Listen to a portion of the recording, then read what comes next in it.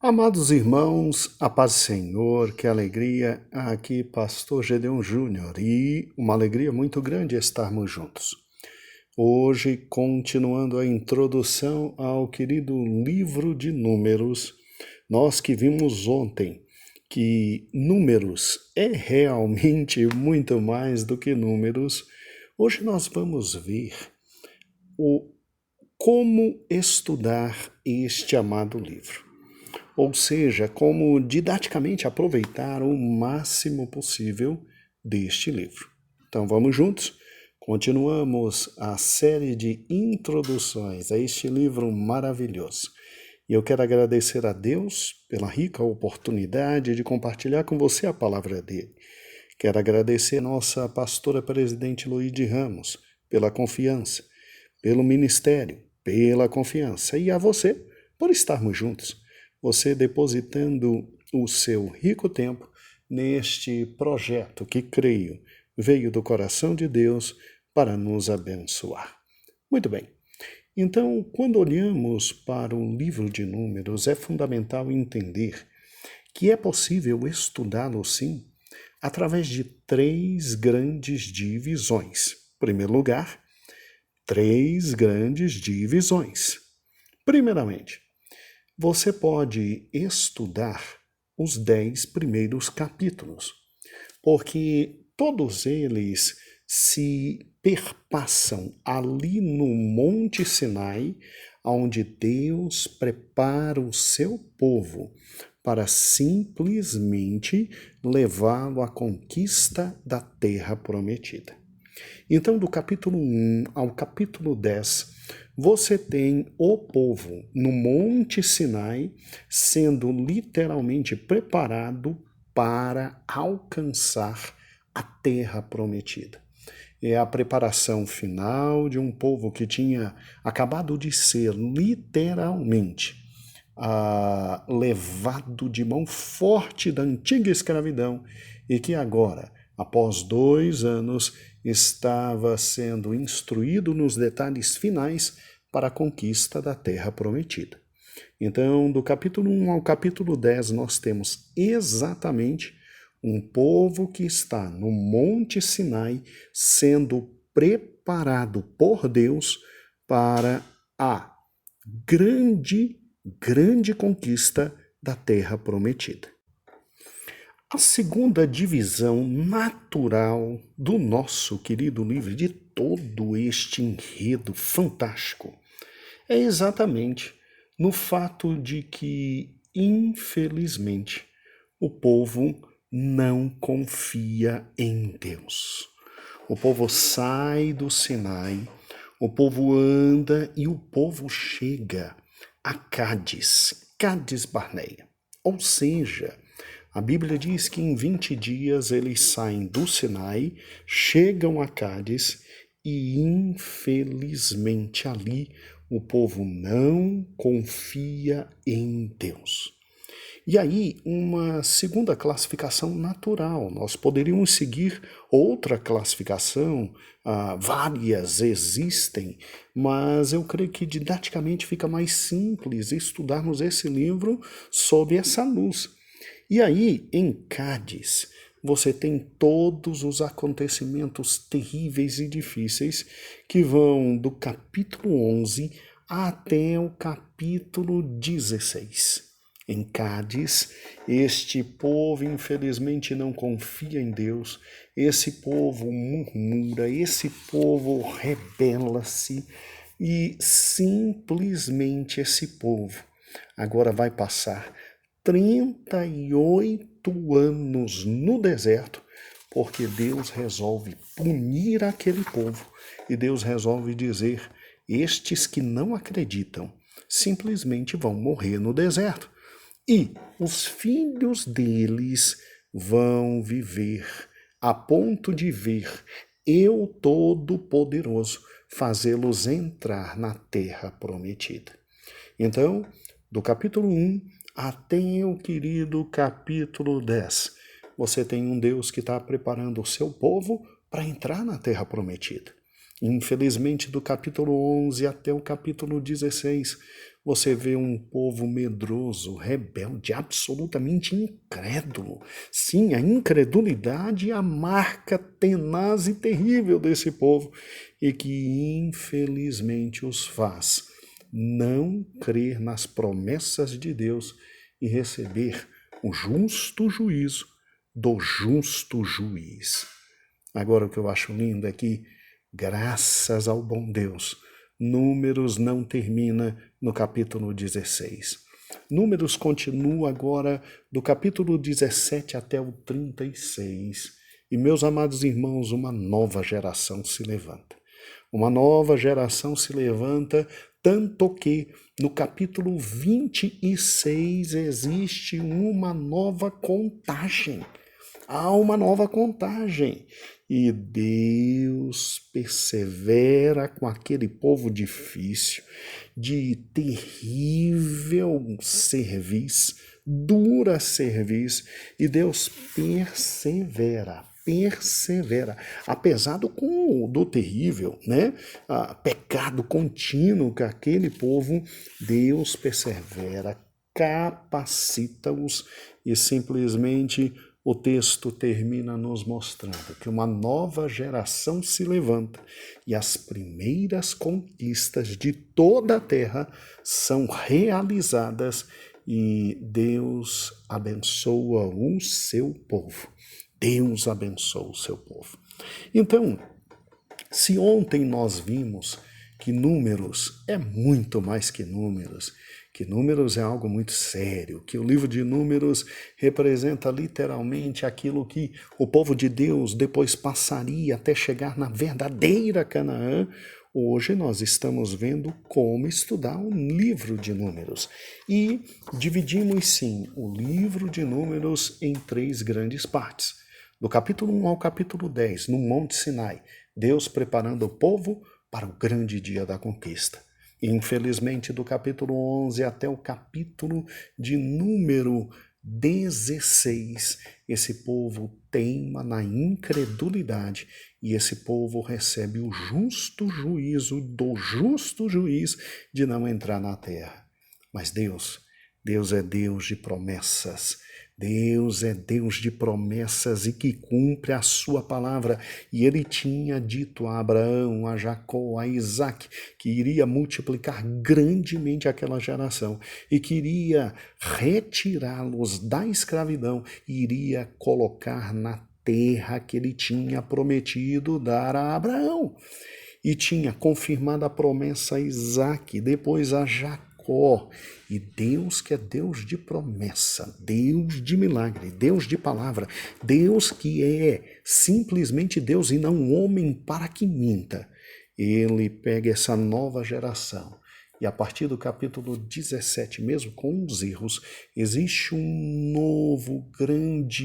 nova e grande vertente de aprendizagem, de tal forma que a nova geração se levanta e de tal forma que você já vê o final de Números, aquilo que aconteceria literalmente no livro de Josué, uma nova geração que confia em Deus. Sim, que tem problemas, sim, que tem pecados, nós veremos isso.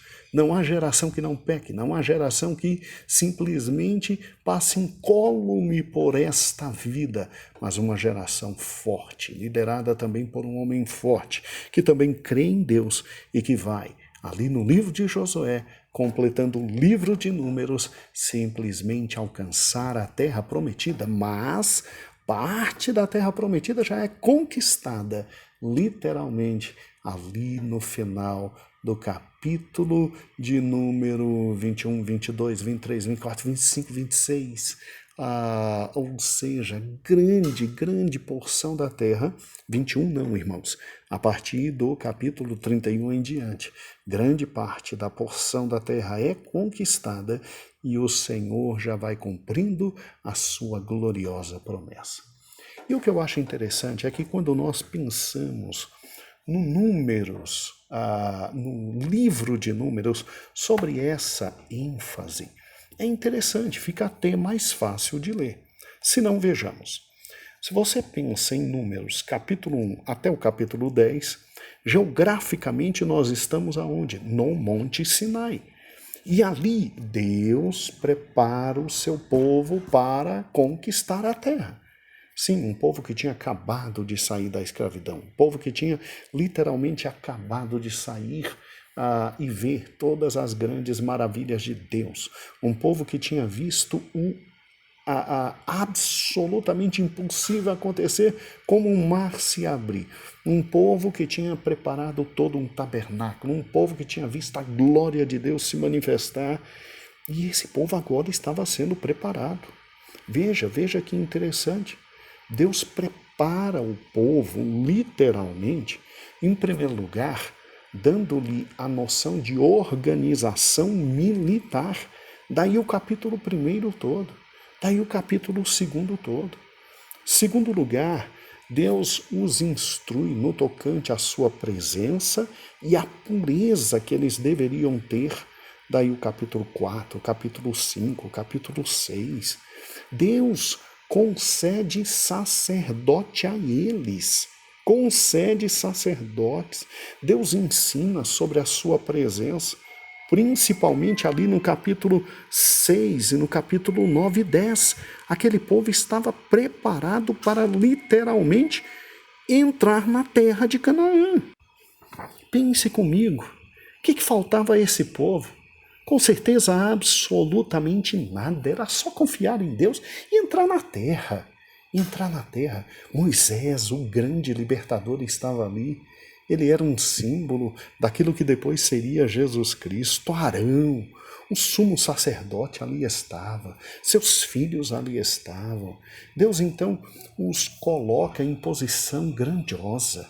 Josué, o grande comandante, sim, os 13 estavam ali.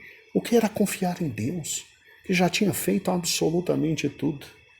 E aí é óbvio que chegando exatamente ao momento de espiar a terra, foram espiar, e a palavra de Deus diz que o relatório era maravilhosa, toda a terra era maravilhosa, mas mesmo com toda a preparação, aquele povo resolveu não confiar em Deus. Daí a segunda classificação, que vai do capítulo 11 até o 16. E é interessante, né? Eles não confiam em Deus e a murmuração vem que é terrível. Se você parar e pensar, eles murmuram das dificuldades, eles murmuram do alimento, eles murmuram contra a liderança. Os próprios irmãos de Moisés murmuram em relação a ele. E o pior, aí resolvem se rebelar.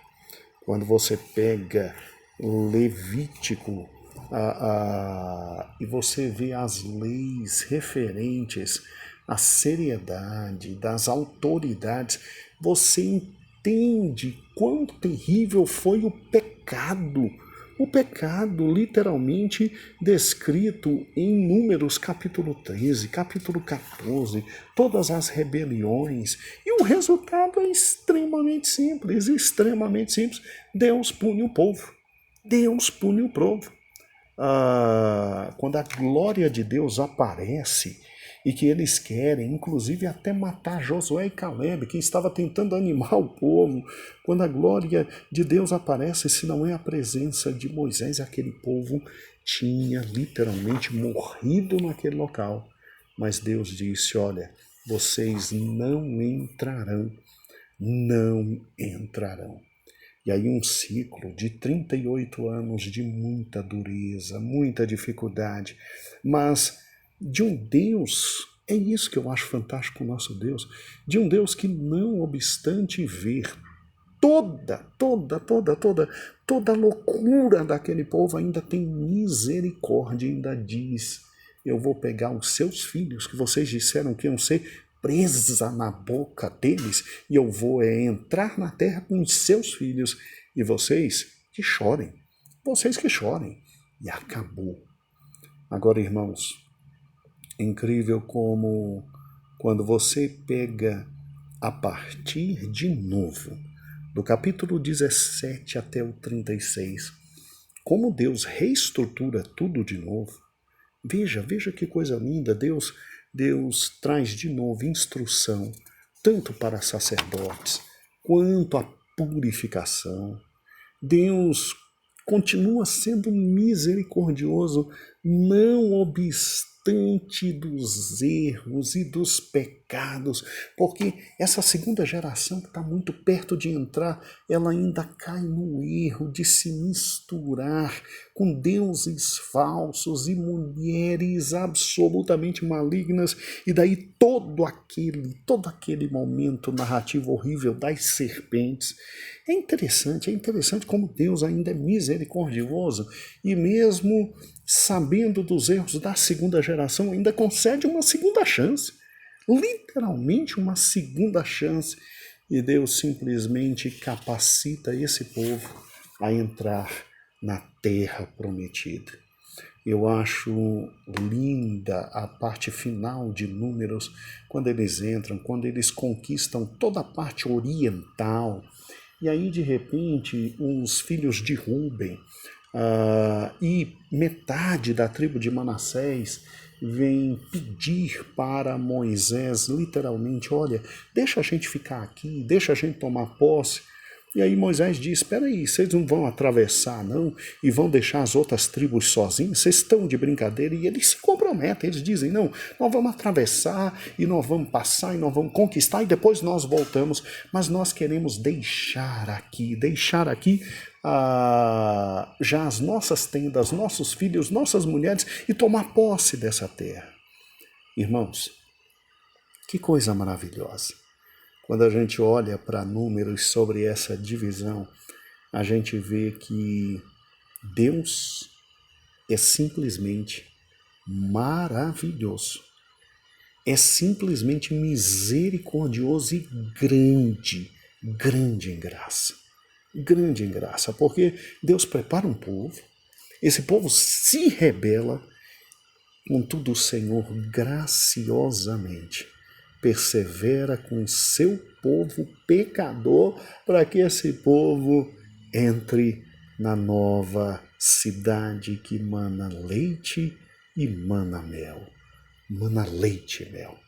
Amados, essa é a boa notícia. Sim, essa é a boa notícia. Ou seja, creia porque Ele é bom, creia porque Ele é misericordioso, creia porque Ele é gracioso, creia porque as misericórdias dEle se renovam a cada manhã, mas não brinca com Ele, não brinca com Ele.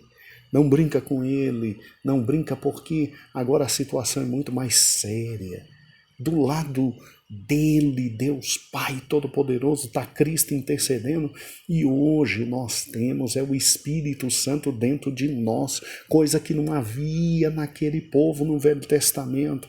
E a Bíblia diz que a quem mais é dado, mais é requerido. Você pensa que a função hoje, o requerer de hoje é menor e que a graça será maior? Meu amado irmão, hoje nós temos mais recursos para viver à luz da sinceridade e para matar a incredulidade. Então, a nós será exigida muito mais.